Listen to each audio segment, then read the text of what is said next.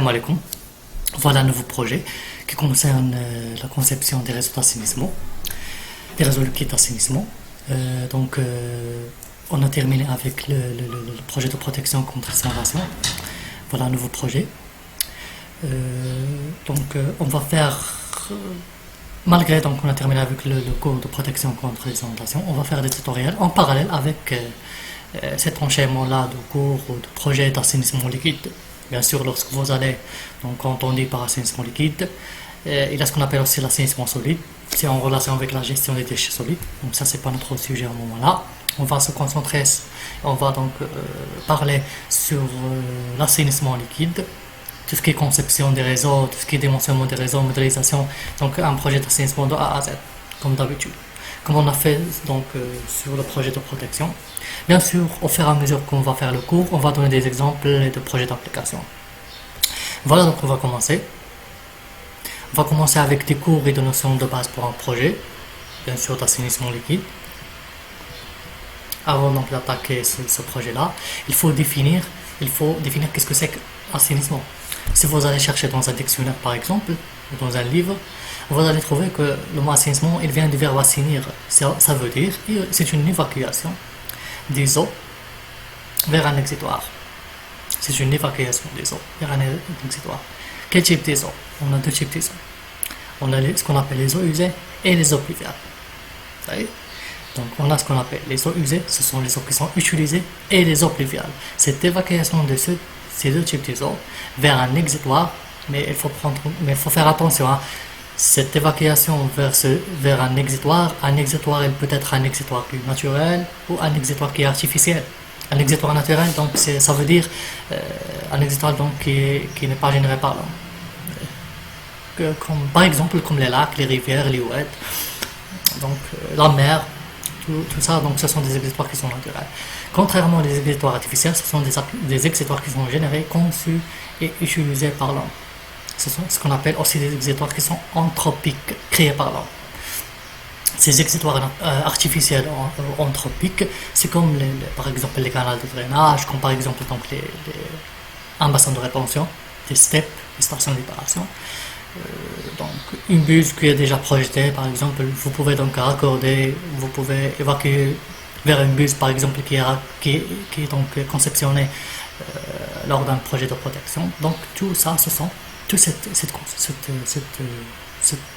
ce univers-là, ce monde-là, c'est ce qu'on appelle des exutoires qui sont artificiels anthropiques. Vous savez? Donc pour reformuler, l'assainissement, c'est une évacuation des eaux usées, des eaux pluviales vers un exutoire, que ce soit un exutoire naturel artificiel, mais afin d'assurer un traitement, ce qu'on appelle un traitement. Parce que donc, les eaux usées, ce sont des eaux qui sont de nature très contaminantes. Ce sont des eaux qui contiennent donc des matériaux qui sont lourds, des bactéries par exemple, des matières en suspension, ça y est, donc des matières toxiques. Il faudra les traiter avant le rejet en milieu naturel. Donc c'est ça la définition grosso modo, vous voyez, de l'assainissement. Mais pourquoi on fait l'assainissement? Dans quel objectif? Dans quelle visée? Ou dans quelle vision? Donc pourquoi l'assainissement? Je vais parler sur deux types d'objectifs. Je vais parler sur les objectifs qui sont techniques et les objectifs qui sont l'objectif général, ou ce qu'on appelle l'objectif noble. Pour les objectifs techniques, il y a deux objectifs. Le premier objectif, c'est d'assurer la protection contre les inondations. Donc, par le biais de bonne évacuation et un bon dimensionnement, ça veut dire une bonne évacuation des eaux pluviales ou des eaux météoriques, ou ce qu'on appelle les eaux de ruissellement ou les eaux de pluie. Donc, une bonne évacuation des eaux de pluie, elle assure la protection des zones contre les crues.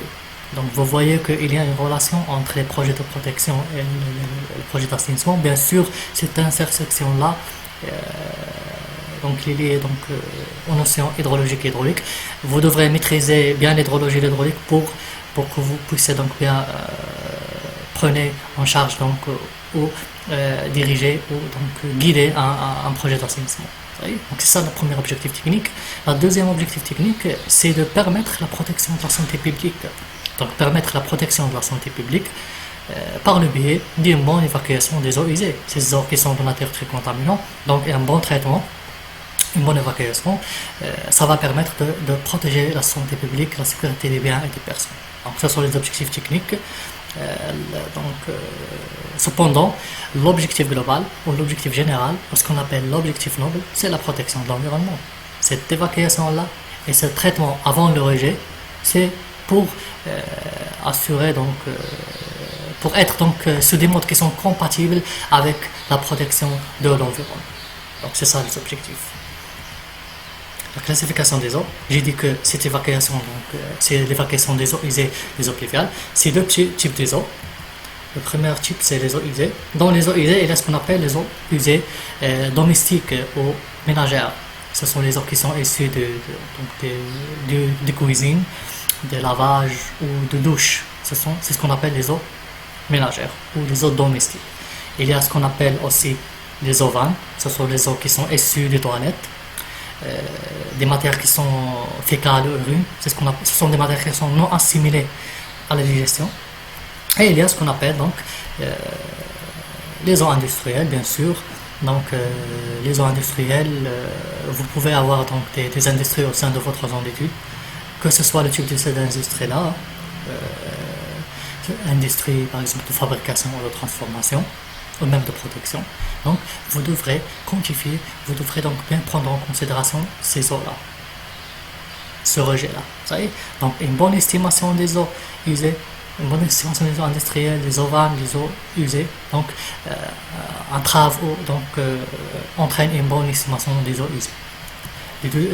Donc, voilà une photo qui illustre ça. Donc, si vous voyez ici, donc, c'est les eaux qui sont issues du douche et des cuisines. C'est ce qu'on appelle les eaux ménagères ou les eaux domestiques. Et voilà donc les eaux vannes. Donc généralement ce sont les eaux usées. Ça ce sont les eaux donc issues du jardin par exemple, du nettoyage ou de lavage par exemple. Donc l'ensemble il constitue ce qu'on appelle les eaux usées. Il faudra donc tenir en compte à une bonne épuration, à un traitement avant de rejeter bien sûr un milieu naturel. Ça y est. Donc le deuxième type des eaux, ce sont les eaux de pluie, ce qu'on appelle les eaux de ruissellement, les eaux météoriques. Donc on a parlé sur ça bien dans un projet de protection. On a déjà parlé sur les eaux de ruissellement et comment donc interagir, comment bien faciliter la tâche, comment donc bien gérer les eaux de ruissellement, les eaux de précipitation. Ce sont les eaux par exemple qui sont donc qui se drainent, qui s'écoulent donc sur par exemple les goudrons, sur les pistes, etc. Vous voyez.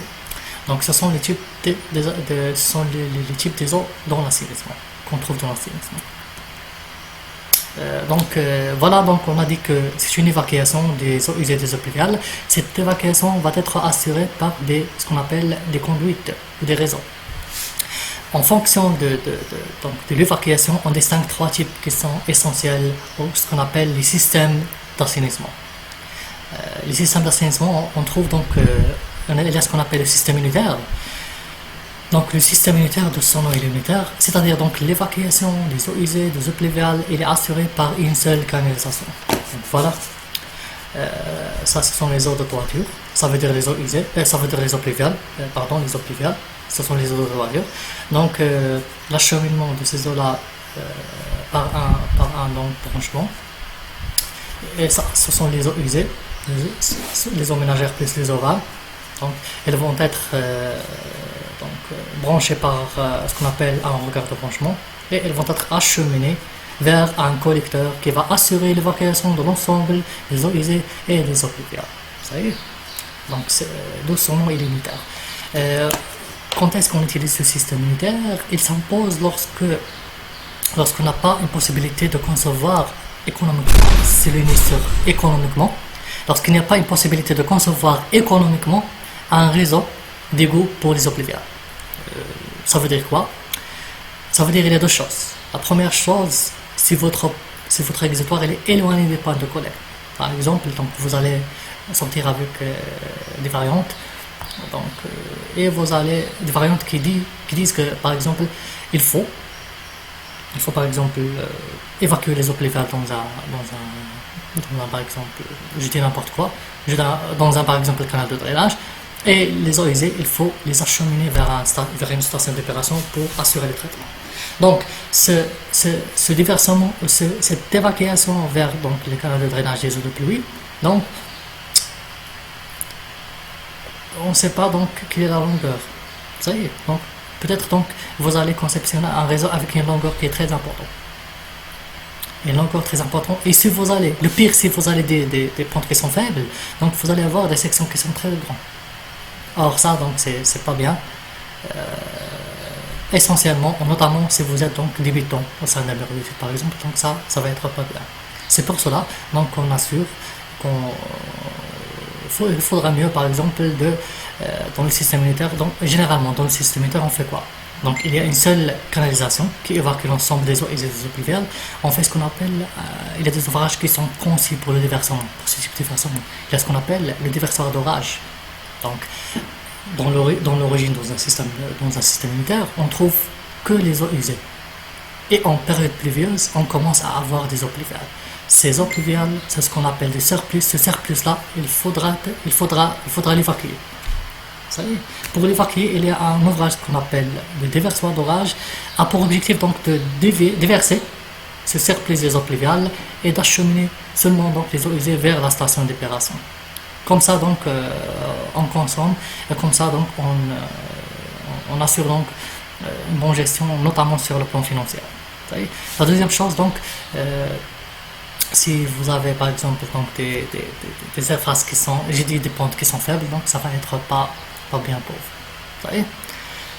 Donc c'est pour cela il faudra donc faire un système qui est donc unitaire. Donc la deuxième chose, c'est il y a le système séparatif. La deuxième chose, c'est le système séparatif. De son nom, il est séparatif, c'est-à-dire on assure une séparation. Donc chaque canalisation évacue son propre type d'eau. Il y a une canalisation qui est proprement réservée pour l'évacuation des eaux usées. Il y a une autre canalisation, ou un autre collecteur qui va assurer l'évacuation des eaux pluviales. Voilà donc les eaux de toiture. Les eaux pluviales, elles vont être évacuées par ce collecteur-là, tandis que les eaux usées, elles vont être assurées par un autre collecteur. Donc, chaque collecteur va avoir son dimension. Et bien sûr, on aura deux bandes de branchement. Un branchement qui lie les branchements des eaux usées et des eaux pluviales. Donc, on aura deux bandes de branchement. C'est ce qu'on appelle le système séparatif. Ça y est. Le troisième système, c'est le système pseudo-séparatif. C'est un intermédiaire. On signifie quoi par un système pseudo-séparatif?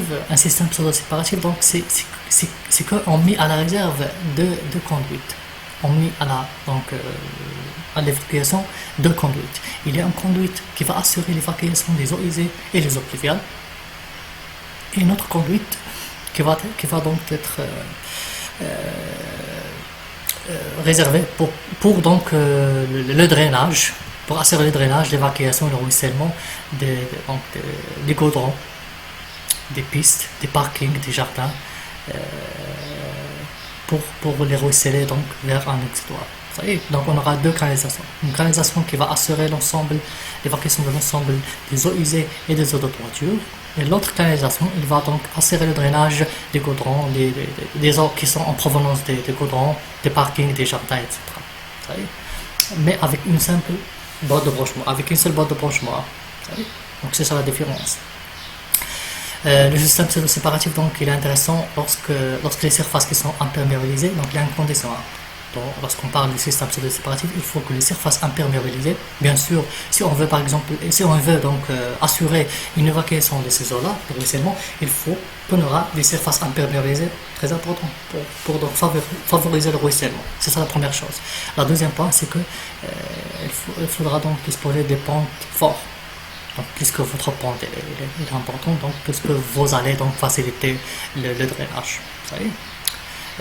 Donc voilà, c'est ça le système séparatif. C'est comme une alternance. C'est une alternative, c'est une alternance, c'est un mélange des deux types de systèmes unitaires et le système séparatif. C'est un système donc le système séparatif, c'est un système donc beaucoup utilisé, puisque donc c'est un système qui est économique et pour sa facilité aussi.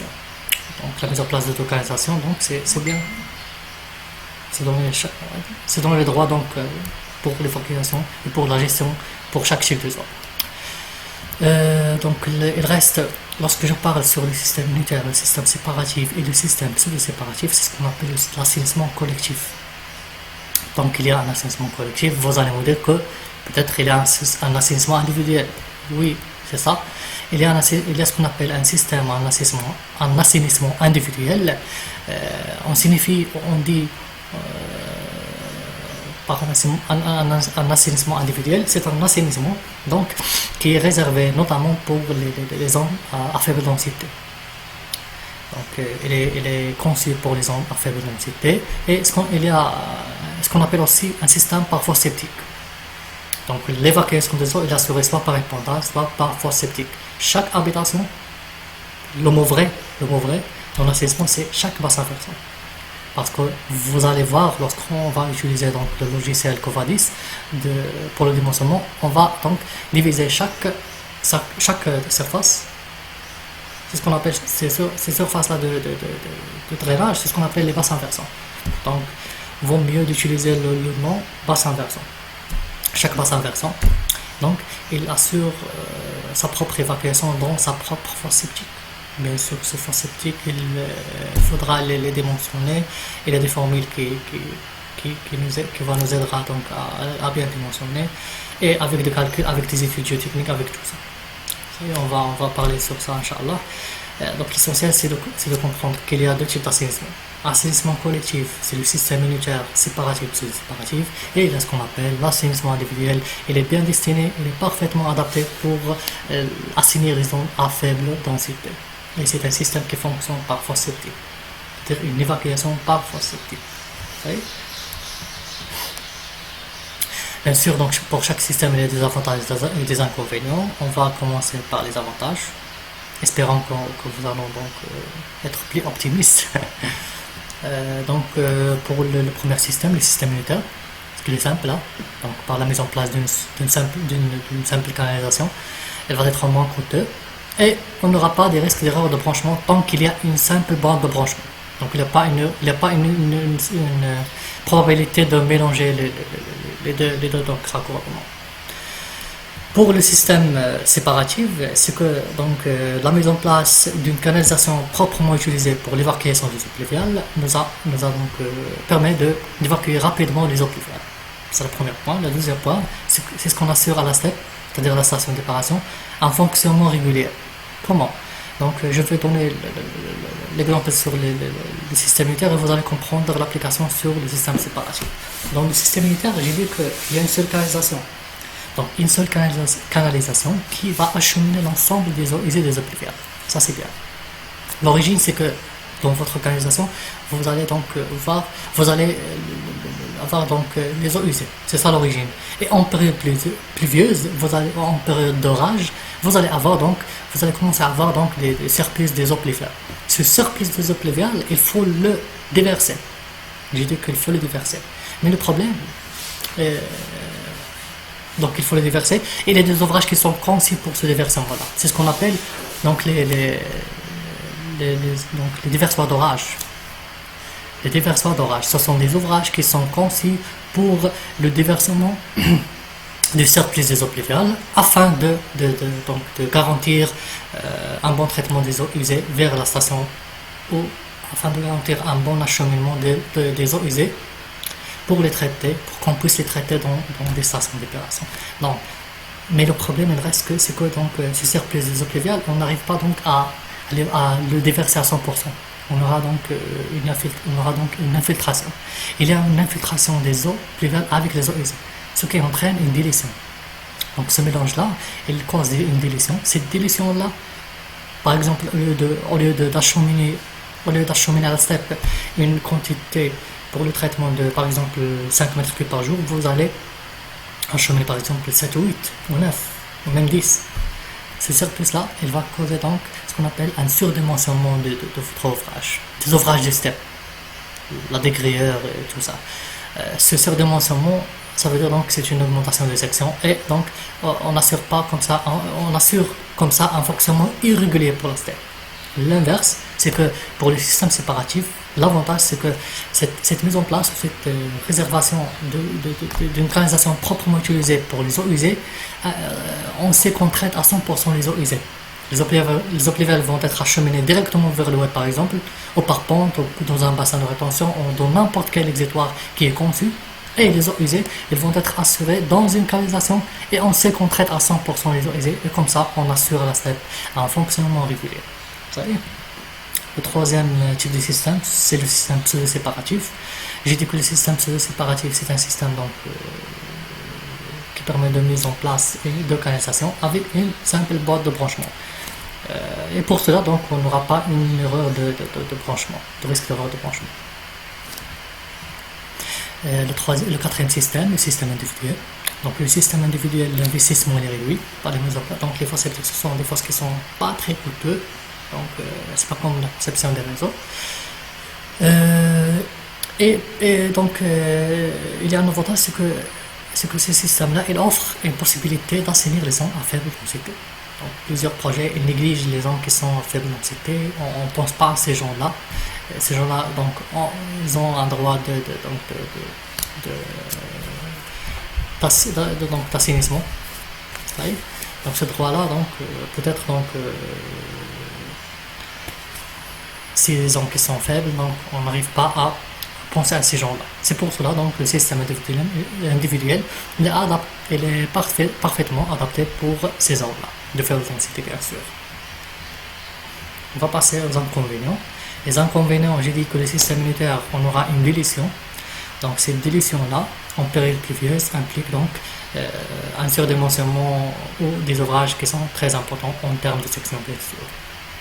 Pour les systèmes séparatifs, l'inconvénient c'est qu'il y a deux barres de branchement, il y a donc un risque d'erreur de branchement. Plus des investissements qui est important sur le plan économique, donc bien sûr la mise en place de notre canalisation, donc ça va être plus important sur le plan financier. Et pour les systèmes pseudo-séparatifs, donc en termes d'investissement, c'est la même chose pour un système séparatif, donc tant qu'il y a deux canalisations ou deux réseaux de conduite. Pour les systèmes individuels, donc le système individuel fonctionne par force septique. Ces forces septiques-là, donc ce sont des forces qui peuvent être en béton, peut-être que creusées dans un sol. Il faudra tenir en compte, il faudra donc signaler que